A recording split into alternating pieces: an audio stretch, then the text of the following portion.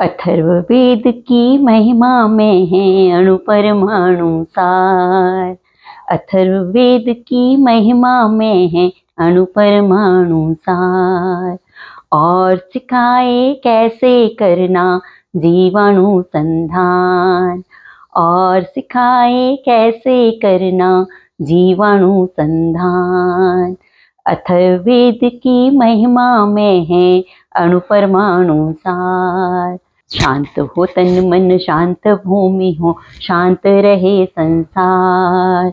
ब्रह्म ज्ञान संग रोग निवारण है अथर्व परिवार।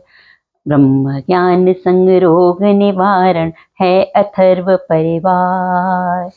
और सिखाए कैसे करना जीवाणु संधान। और सिखाए कैसे करना जीवाणु संधान। मानव तन मन की रचना का करता है गुणगान। मानव तन मन की रचना का करता है गुणगान। आयुर्वेद से करना अपने तन मन का सम्मान। और सिखाए कैसे करना जीवाणु संधान। और सिखाए कैसे करना जीवाणु संधान। अथर्ववेद की महिमा में है अणु परमाणु सार। ईश्वर संग हमारे तभी जब हम अपने साथ। ईश्वर संग हमारे तभी जब हम अपने साथ। शांत चित्त संग स्वस्थ हो काया है अथर्व का सार। शांत चित्त संग स्वस्थ हो काया है अथर्व का सार। और सिखाए कैसे करना जीवाणु संधान। और सिखाए कैसे करना जीवाणु संधान। अथर्ववेद की महिमा में है अणु परमाणु सार। और सिखाए कैसे करना जीवाणु संधान। आप सभी को मेरा प्यार भरा नमस्कार। आज हम बात करेंगे अथर्ववेद की। अथर्ववेद चारों वेदों में अंत में लिखा गया वेद है। इसका रचना काल 1000 ईसा पूर्व माना जाता है। अथर्ववेद में 20 कांड, 730 सूक्त और 5987 मंत्र हैं। अथर्व का अर्थ होता है आयुष, चिकित्सा, विज्ञान और वेद का अर्थ होता है ज्ञान। तो इस प्रकार अथर्ववेद का अर्थ हुआ चिकित्सा का ज्ञान, विज्ञान का ज्ञान। अथर्ववेद में सभी प्रकार के विज्ञान का ज्ञान प्राप्त होता है। यदि हम सरल भाषा में कहना चाहें तो अथर्ववेद सभी विज्ञान का स्रोत है। यहीं से हमको विज्ञान का ज्ञान मिला है, चाहे फिर वो जीव विज्ञान हो, भौतिक विज्ञान हो या रसायन विज्ञान हो।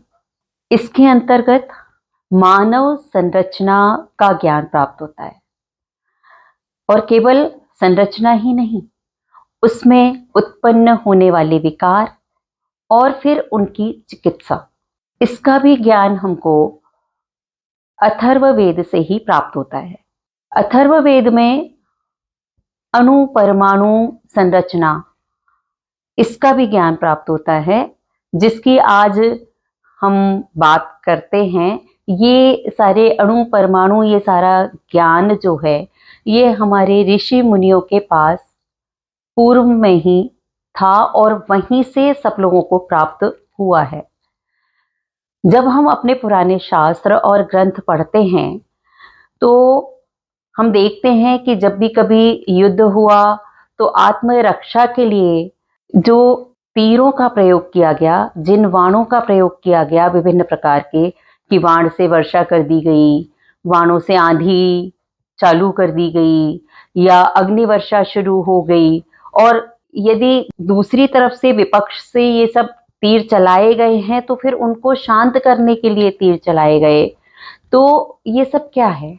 भौतिक शास्त्र और रसायन शास्त्र ही तो है। तो इस प्रकार यदि हम देखते हैं तो जीव विज्ञान, भौतिक विज्ञान और रसायन विज्ञान, इन सबके ज्ञान का भंडार है अथर्ववेद। ये भी माना जाता है कि अथर्ववेद की रचना से अर्थ है लिपिबद्ध करना, कि अथर्ववेद को लिपिबद्ध अथर्व ऋषि द्वारा किया गया था, इसलिए भी इसको अथर्ववेद कहा जाता है। यदि एक वाक्य में हम अथर्ववेद को जानना चाहें तो हम कह सकते हैं कि औषधि अणु परमाणु का करते अनुसंधान, औषधि अणु परमाणु पर करते अनुसंधान, आयुषमयी चिकित्सा से बनते हम बलवान, आयुषमयी चिकित्सा से बनते हम बलवान। नमस्कार।